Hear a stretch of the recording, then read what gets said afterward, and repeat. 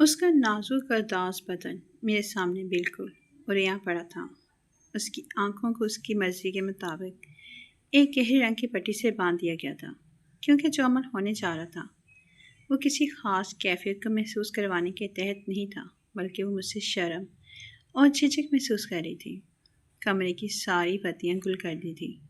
وہ نہیں چاہتی تھی کہ مجھے بھرپور روشنی میں دیکھوں، لیکن ایک ہلکی روشنی والا بلب جلانا لازمی تھا، کیونکہ بہرحال مجھے اسے دیکھنا تھا۔ مدھم پیلی روشنی میں اس کا گندمی بدن سنہرا لگ رہا تھا اور جلد چمکتا جیسے اس میں سے روشنی پھوٹ رہی ہو۔ سورج کی روح پہلی کرنوں کی طرح جگمگ جگمگ یا مہتابی رنگ و روپ آج پہلی بار میرے سامنے آیا تھا۔ اس وقت وہ پشت کے بل لیٹی ہوئی تھی تو محسوس نہیں ہو رہا تھا کہ یہ 25 سالہ لڑکی کا جسم ہے یا کسی 40 سال متعلقہ کا۔ اس کا وجود بالکل انچوا لگ رہا تھا، کیونکہ میرے ہاتھوں کے لمس سے وہ کسی شہوانی انداز میں نہیں بلکہ گھبراہٹ کا شکار ہو کر سخت ہونے لگتا تھا۔ جب میں نے اس کے کندھے پر ہاتھ رکھا، پھر گردن پہ مخصوص انداز سے انگلیاں پھیری، واقعی اس کی رگیں تنی ہوئی تھیں، اس کے پٹھے اکڑے ہوئے تھے۔ انہیں مساج کی ضرورت تھی جو کوئی ماہر ہی کر سکتا تھا۔ وہ کسی سیلون یا سپا میں جا کر مساج کروانے کی خواہش مند تھی، اور نہ ضرورت مند، کیونکہ وہ شوقیہ نہیں بلکہ مجبوری میں مساج کروا رہی تھی۔ اور یہ مشورہ میں نے ہی اسے دیا تھا، کیونکہ میرا پیشہ ہی یہی تھا۔ تھکے جسم اوکرے پٹھوں کو نرم کرنے کے لیے مساج کرتا تھا، اور باقاعدہ اس کی ٹریننگ لی تھی۔ جب 3 دن پہلے مجھے امی نے کہا، المکان ندرت کی طبیعت خراب ہے، اسے ڈاکٹر کے پاس لے جاؤ۔ امی نے جس انداز میں بات کی، میں سمجھ گیا کہ جو وہ سمجھ رہی ہیں ایسا کچھ نہیں ہے، لیکن امی کی خاطر میں نے اسے ڈاکٹر کے پاس بھجوا دیا، خود نہیں گیا۔ اور واپسی پہ ندرت نے بتایا کہ ڈاکٹر نے پٹھوں کی کمزوری اور کچھ پرہیز بتائے ہیں۔ میرے نہ جانے پر امی خفا تھی کہ تم ساتھ نہیں گئے۔ پھر مجھے امی کو بتانا پڑا کہ ابھی وہ خوشخبری نہیں جو آپ سننا چاہتے ہیں۔ جب ندرت نے مجھے تفصیل بتائی تو لاشعوری طور پر میں نے اپنا ہاتھ ایک دم اس کی گردن پر رکھ دیا کہ رگیں چیک کروں، تو وہ ایسے پیچھے ہٹی جیسے کرنٹ لگ گیا ہو۔ میں نے ملامت سے کہا، ایک بار مجھے چھونے دیجیے تاکہ مجھے پتہ لگے کہ دوا سے ٹھیک ہوں گے یا مساج بھی کارگر ہوگا۔ میں نے گردن اور پھر کندھے کو ہاتھ سے دبا کر اچھی طرح معائنہ کیا اور ایک ماہر کی طرح سے قائل کیا کہ اس کے جسم کو مساج کی اشد ضرورت ہے۔ اس کے پٹھے واقعی کھینچے ہوئے تھے۔ مجھے اس کی گردن، کندھے اور پشت کی سختی بتا رہی تھی کہ ندرت نے مجھ سے بالکل جھوٹ نہیں بولا تھا۔ اس کو علاج کی ضرورت تھی، اور پھر ان پٹھوں کو نرم کرنے کے لیے کسی اچھے تیل سے مساج کا مشورہ میں نے ہی دیا تھا۔ وہ عام عورت سے بھی مساج کے لیے تیار نہ ہوئی، چاہے جائے کہ کوئی غیر مرد۔ میں نے اسے بالکل پروفیشنل انداز میں سمجھایا کہ میں مساج کروں گا، آپ پریشان نہ ہوں۔ مجھے وہ انکار کرنا چاہتی بھی تو نہیں کر سکتی تھی، کیونکہ میں شرعی لحاظ سے اس کا محرم تھا۔ وہ الگ بات ہے کہ 3 ماہ پہلے ہمارا نکاح بہت ڈرامائی انداز میں ہوا تھا۔ ندرت کا نہیں پتہ، لیکن میں اس نکاح کے لیے ذہنی طور پر بالکل تیار نہیں تھا۔ اس لیے ازدواجی تعلق قائم کرنا تو دور کی بات، میں ندرت کو کبھی دیکھنا بھی پسند نہیں کرتا تھا، کیونکہ کرن ہی میری منزل تھی۔ اس لیے کبھی نظر پڑ گئی یا کبھی آمنا سامنا ہو گیا تو سلام دعا کر لی، یہ رسمی سی بات۔ کچھ چاہیے تو بتا دے، کہیں جانا ہے تو گاڑی لے جائے، اور ایک مناسب رقم اس کو دیتا، وہ خاموشی سے رکھ لیتی۔ لیکن ہمارے درمیان تکلف کی دبریز دیوار تھی جسے ڈھاننے کی اس نے کوشش ہی نہ کی۔ میں نے بس پہلی رات اس کو حق میں ایسے دیا تھا جیسے اس کا قرض چکانا ہو، اور پھر اس نے میرے تیور دیکھ کر خود ہی کہا کہ وہ کسی دوسرے کمرے میں منتقل ہو جاتی ہے۔ وہ شکر ہے کہ بالکل ساتھ والا کمرہ بھی میرے پاس تھا، وہ وہیں شفٹ ہو گئی۔ خوش قسمتی تھی کہ امی سیڑھیاں نہیں چڑھ سکتی تھی، لہٰذا ہم دونوں کا بھرم رہ گیا تھا۔ ملازم ہی میرے سیلون جانے کے بعد اوپر آتے تھے۔ میں اپنے والد اور بڑے بھائی کی طرح کاروباری ذہن کا مالک نہیں تھا۔ میرا شوق فیشن اور سٹائل میں تھا۔ والدین کی طرف سے کوئی دباؤ یا انکار نہیں تھا، کیونکہ والد کے پاس پیسے کی کمی نہیں تھی اور میرے پاس ٹیلنٹ کی۔ پہلے NCA سے ماسٹرز کیا اور اپنے شوق کو مد نظر رکھا ہوئے میں فیشن کے حوالے سے انتہائی جدید معلومات حاصل کرنے بیرونی ممالک کورس کرتا رہا۔ اور جب میں 5 سال بعد لندن اور چائنا سے سیلون، سپا اور ہیئر سٹائلز کے کورس کر کے آیا تھا، اور چائنا سے خاص طور پر مساج کے طریقے، آکوپنکچر کی مہارت بھی حاصل کی تھی۔ مجھے معلوم تھا کہ کون سی رگ دبانے سے نتیجہ کیا نکلے گا، انسانی تھکن کیسے دور ہو سکتی ہے، اور کس جگہ دباؤ ڈالنے سے بے ہوش کیا جا سکتا ہے۔ آتے ہی میرے والد صاحب کے قریبی دوست عبداللہ صاحب کے اصرار پر لبرٹی کے پوش ایریا میں بہترین سیلون کھولا، اور اسے جدید ترین انداز میں مزین کیا۔ اس میں وہ تمام خدمات میسر تھیں جو دیگر شرحوں میں دستیاب نہیں ہوا کرتی تھیں۔ عبداللہ صاحب میرے والد اعجاز صاحب کے دوست تھے اور کاروبار میں شراکت دار بھی۔ اسی طرح ان کی بیٹی کرن میری دوست تھی اور اب کاروبار میں بھی شراکت دار یعنی دوست تھی، اور کاروبار اگلی نسل میں منتقل ہو رہا تھا۔ کرن سے میری دوستی بچپن سے تھی کیونکہ والدین بالکل فیملی کی طرح تھے۔ اتفاق سے ہمارے شوق بھی یکساں تھے۔ ہم دونوں ہی فیشن کی دنیا میں تہلکہ مچانا چاہتے تھے۔ اس بات سے ہمارے والدین بخوبی واقف تھے، اس لیے انہوں نے میرے ہنر اور شخصیت کے مطابق نئے کاروبار کے لیے میرا انتخاب کیا۔ یہاں بھی انہوں نے کامیاب کاروباری ذہن رکھتے ہوئے ایک بہترین سودا کیا، کیونکہ کرن اور میں ایک دوسرے کے ساتھ بہت اچھا کام کر سکتے تھے۔ ہم دونوں ہم مزاج تھے اور کاروباری سوچ بھی یکساں تھی۔ میں دل ہی دل میں کرن کو پسند بھی کرنے لگا تھا اور شادی کا خیال بھی آ گیا تھا، لیکن میں نے ابھی کرن سے شادی کی بات نہیں کی تھی، کیونکہ کرن بیوٹیشین کے کچھ ورکشاپ اٹینڈ کرنے تھے۔ وہ امریکہ چلی گئی 6 ماہ کا ڈپلوما کرنے۔ بس اس کے آتے ہی میں اسے پرپوز کر کے سرپرائز دینا چاہتا تھا، اور مجھے یقین تھا کہ اس کے والد بھی مجھے اپنی فرزندی میں خوشی سے لینا پسند کریں گے۔ کرن میرے ہی مردانہ سیلون کے دوسرے منزل میں لیڈیز بیوٹی پارلر کا انعقاد کرنے والی تھی۔ بس اسی دن کا مجھے انتظار تھا۔ میری 28 سالہ زندگی میں سب کچھ بہت اچھا چل رہا تھا۔ گھر میں اختلاف تھا، نہ میری تعلیم کے حوالے سے نہ کاروبار کے حوالے، اور خوش قسمتی سے شادی کے لیے کوئی فلمی قسم کی رکاوٹ نہیں تھی، کیونکہ مجھے پوری آزادی تھی اپنی پسند بتانے اور بیاہ کے گھر لانے کی۔ کسی مقام پر آگ کا دریا عبور نہیں کرنا تھا۔ سب کچھ پرسکون اور پرامن چل رہا تھا کہ ایک دن والد صاحب کے درینہ دوست عارف احمد کی بیٹی کا فون آ گیا کہ اب ابا والد کا شدید حملہ ہوا ہے۔ یہ وہی دوست تھے جو پچھلے سال بری طرح دیوالیہ ہو گئے تھے۔ سب کچھ بک گیا، ایک گھر اور کچھ پیسہ بچا تھا۔ ان کے بارے میں جان کر ابا جی کی آنکھوں میں آنسو آ گئے۔ میرے استفسار پر بتایا کہ کبھی عارف جیسے شخص کا طوطی بولتا تھا، کاروبار میں سب سے آگے، مٹی میں بھی چھوتا سونا بن جاتی، لیکن بس کچھ لوگوں پر اندھا اعتماد کر لیا۔ کاروبار بھی ڈوبا، بیٹی کی زندگی بھی خراب ہوئی۔ ایسے ہی مزید دل خراش حقائق سے پردہ اٹھایا کہ مجھے بھی عارف صاحب سے شدید ہمدردی ہو گئی۔ میں ان سے کئی سال پہلے ملا تھا، اس لیے ان سے ملنے میں بھی والدین کے ساتھ چلا گیا۔ عارف صاحب کی حالت درگزر تھی، ان کی زبوں حالت دیکھی نہیں جا رہی تھی۔ ابا جان نے بتایا تھا کہ بہت بار مالی مدد کرنی چاہیے، مگر عارف صاحب کی خودداری آڑے آتی۔ گھر کافی بڑا تھا، اس کا 2/3 حصہ کرائے پر دے کر گزارا کر رہے ہیں۔ گھر کا یہ حصہ بھی کافی بڑا تھا ان دو باپ بیٹی کے لحاظ سے، مگر افسوس بالکل بائیں بائیں کرتا ہوا۔ کوئی ضرورت کا فرنیچر ہوگا، کیونکہ ان کے کمرے میں ان کے بیڈ کے سوا 4 کرسیاں تھیں۔ ہم تینوں بیٹھ گئے۔ ان کو میں شاید 6-7 سال پہلے مل چکا تھا، لیکن اب مجھ سے پہچان ہی نہیں چاہ رہے تھے۔ ہڈیوں کا ڈھانچہ، منہ ٹیڑھا، فالج کے حملے سے دایاں بازو بیکار اور شدید علالت کے باعث ہلنا جلنا مشکل تھا۔ ایک ناظر ان کی دیکھ بھال پر مامور تھا۔ ابا اپنے دوست سے لبرٹ کرنے لگے، وہ بھی بیچارے بے بس تھے، اٹھ نہ سکے، بس دائیں بائیں موٹے موٹے آنسو گرنے لگے۔ اتنے میں ان کی اکلوتی بیٹی ندرت چائے لے کر آ گئی۔ پھر میرے ابا اور ندرت کے ابا نے ایک دوسرے کو دیکھا، اور آنکھوں ہی آنکھوں میں کیا صلاح بنی، فوراً ابا نے کہا، عارف بے فکر ہو، ندرت کی فکر نہ کرو، میں اور میری فیملی اس کا خیال کرے گی۔ عارف صاحب شاید مسکرانا چاہتے تھے، لیکن مسکرا نہیں پائے، اور ابا جی نے ان کا بے جان ہاتھ تھاما اور اس طرح دبایا کہ سب ٹھیک ہو جائے گا۔ پھر باہر نکل گئے۔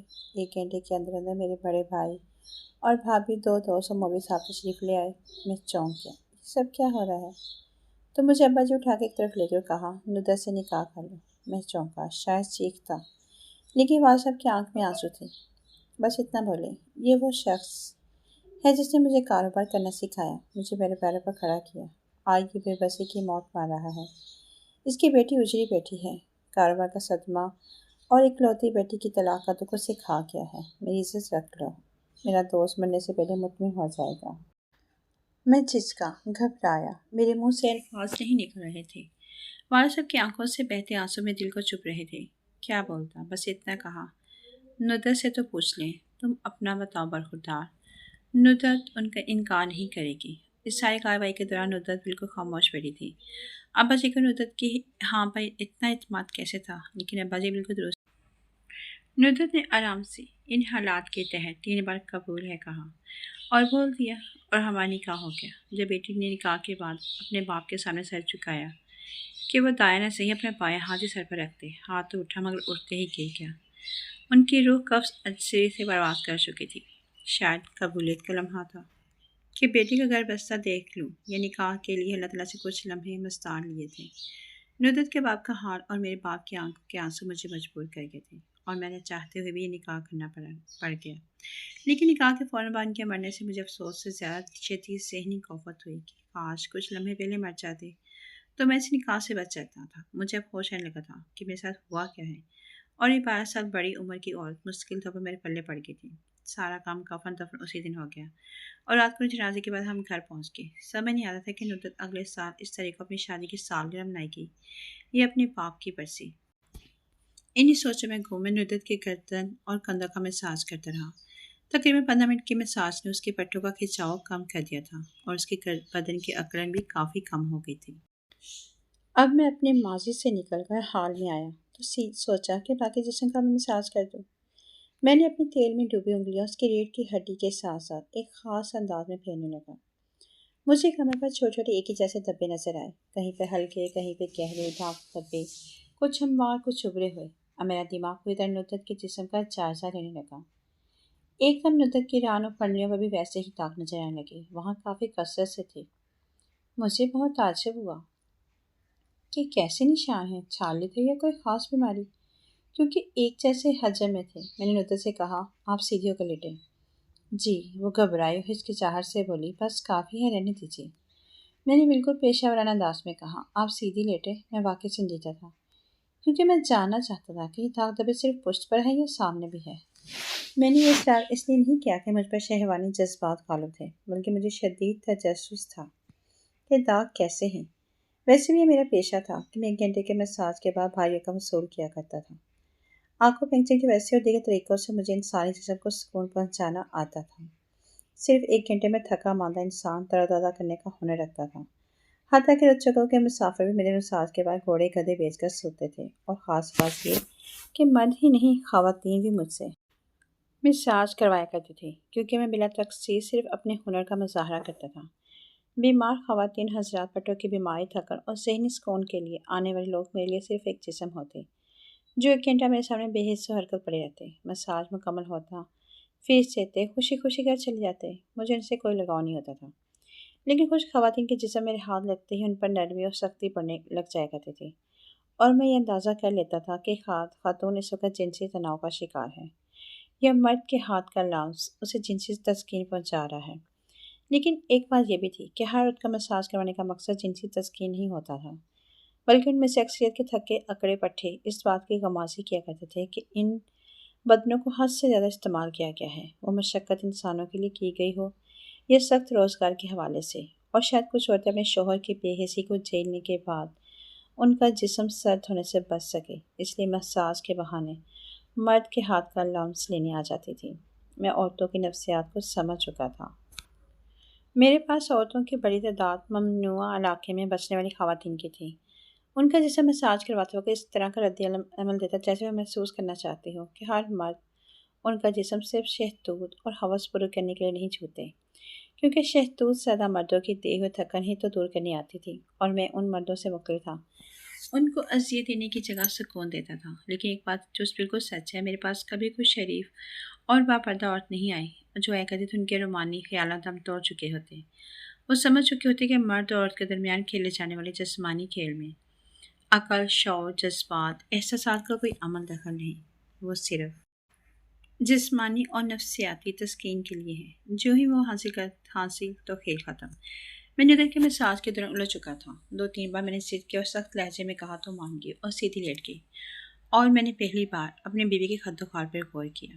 ایک متناسب جسم کی خود شکل عورت جس کو شادی کے صرف 1 سال بعد طلاق ہو گیا، اور وہ بھی صرف 22 سال کی عمر میں۔ بچہ نہیں ہوا تھا، اس لیے اس کا جسم 40 سال کے ہونے کے باوجود بالکل قواری جوان لڑکی کا لگ رہا تھا۔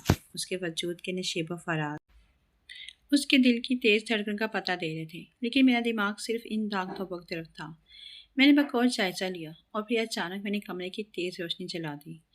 ندرت بس دور خاموش لیٹی رہی۔ اسے روشنی تیز لگی ہوگی مگر وہ چپ رہی۔ میں نے دیکھا کہ اس کے پیٹ اور رانوں اور پنڈلیوں پر ویسے ہی نشان تھے، صرف سینہ اور گردن ان داغوں سے بالکل محفوظ تھے، اور چہرہ بالکل صاف و شفاف، داغ دبے تو کیا روا بھی نہیں کیا، بلکہ باقی ہر جگہ نشان۔ میں نے اس کے پیٹ، رانوں اور پنڈیوں پر ہلکا سا مساج کیا، تو وہی کیفیت، کہیں دبے ہموار، کہیں ابھرے بازو، کوہنی پر سے اوپر والے حصے پر کچھ داغ تھے، مگر کوہنی سے نیچے بالکل نہیں۔ جب میں نے پیروں کا مساج کیا تو پیروں کے تلووں پر بھی یہ نشان تھے۔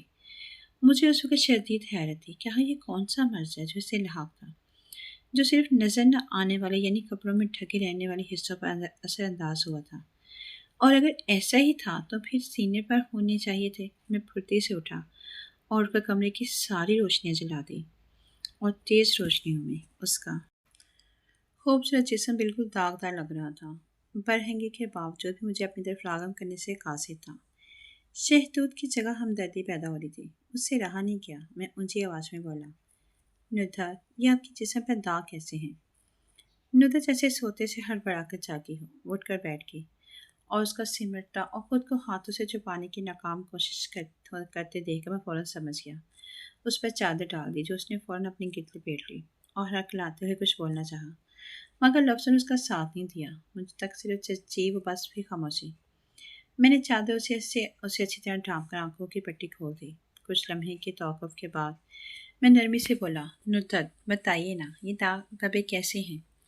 وہ سر جھکا کر بولنے کی کوشش کرنے لگی، مگر اس کے منہ سے الفاظ نہیں نکل رہے تھے۔ وہ چہرے سے خجالت ظاہر ہو رہی تھی۔ اس نے شرمندگی اور خوف سے میری طرف دیکھا اور پھر جیسے تھکے ہوئے مایوس کن لہجے میں بولی، سگریٹ کے داغ ہیں۔ میرا سر بھنا گیا۔ میں نے اسے کبھی اپنی بیوی نہیں سمجھا تھا، مگر اس وقت میری غیرت جاگ اٹھی۔ کیسے، کب، کس نے کیا آپ کے ساتھ؟ میرا خون کھولنے لگا۔ بتاؤ۔ میں نے اس کے کندھے جھنجھوڑے۔ میرے اندر کا شوہر پن بری طرح ظاہر ہو رہا تھا، اور ایک لمحے میں ہزار طرح کے خیال بجلی کی طرح کھولے۔ ایسا کیا ہوا؟ کب ہوا؟ طلاق کے بعد کسی مرد کا چکر تھا، یا طلاق بھی اسی لیے ہوئی؟ غلط کام یا کسی مرد کی بلیک میلنگ؟ میرے جسم پر چیونٹیاں رینگنے لگی۔ میں کھڑا تھا لیکن ٹہنے لگا تو وہ بھی چادر میں لپٹی کھڑی ہو گئی۔ پھر میری طرف دیکھا۔ میں پھر چیخا، بتاؤ کیا ہوا تھا؟ کس نے داغ لگائے؟ کتنے مرد تھے؟ سچ بولنا، ورنہ میں 1 منٹ نہیں لگاؤں گا تمہیں چھوڑنے میں۔ غصے سے میرے منہ سے جھاگ نکلنے لگی۔ میری آواز بلند ہو گئی تھی۔ اس نے سہمے ہوئے انداز میں مجھے دیکھا، پھر نظر جھکا کر بولی، میرا شوہر نشئی ہونے کے ساتھ ساتھ نفسیاتی مریض بھی تھا۔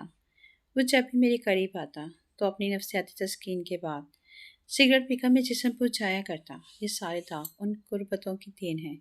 اس کی ہر باقی قربت میرے بدن پہ ایک داغ کا اضافہ کر جاتی۔ 1 سال میں سارا جسم داغدار ہو گیا۔ لیکن ایک رات اس نے سگریٹ میرے سینے پر بجھانا چاہا۔ میرا ہاتھ اٹھ گیا اور میں نے اسے زوردار تھپڑ دے مارا۔ وہ پہلے ہی نشے میں تھا، لڑکھڑا کر گرا اور پھر مغلات پکنے لگا، اور جب میں نے طلاق کے لیے اکسایا تو اس نے کہکا لگا کر کہا، طلاق لے بھی لوگی تو کرو گی کیا؟ کسی عمر کے قابل تو رہی نہیں تم سے شادی کرنے والا پہلی رات ہی تمہارے داغ دے کر تمہیں طلاق دے دے گا۔ اور پھر طلاق دے دی، اور میں جسم کے داغوں کے ساتھ ساتھ ماتھے پر طلاق کا داغ لے کر گھر آ گئی، اور اس کے بعد آنے والے ہر رشتے سے انکار کرتی رہی، کیونکہ میرے شوہر کے الفاظ میرے کانوں میں گونجتے تھے، اور میں کسی اور مرد پر بھی اعتبار کیسے کر سکتی تھی؟ اور آپ سے بھی شادی کبھی نہ کرتی، لیکن حالات آپ کے سامنے تھے، میں مجبور ہو گئی تھی، اور آپ بھی۔ میں دم خود سن رہا تھا۔ تو پہلے داغ پر کیوں نہیں تھپڑ مارا؟ میں نے پوچھا۔ کیسے مارتی؟ اس کا باپ میرے باپ کا بہت گہرا اور کاروبار میں شراکت دار تھا، اور میں نے شادی شدید محبت میں مبتلا ہو گئی تھی۔ والد نہیں مان رہے تھے، انہوں نے مجھے بہت سمجھایا، مگر میں نے خودکشی کی دھمکی دی، اور پھر شادی ہو گئی۔ اس لیے ہمت نہیں پڑی، کیونکہ میرا شوہر میرا انتخاب تھا۔ تو پھر ہمت کیسے ہوئی؟ میں بولا، کیونکہ اب میری ہمت جواب دے گی تھی۔ اس کی آنکھوں سے آنسو بہہ نکلے۔ کچھ دیر ہم دونوں بالکل خاموش رہے، پھر وہ پرسکون مگر اداس لہجے میں گویا ہوئی، آپ چاہیں تو ایک اور داغ لگا سکتے ہیں۔ میں نے ندھت کی طرف دیکھا تو وہ نگاہیں جھکائے کھڑی تھی، جیسے میرے فیصلے کی منتظر ہو۔ میں ایک دم وارفتے سے اس سے چمٹ گیا۔ مجھے ایسا محسوس ہو رہا تھا جیسے وہ داغ ایک عورت کے بدن پر نہیں، بلکہ ایک مرد کی مردانگی پر لگے تھے۔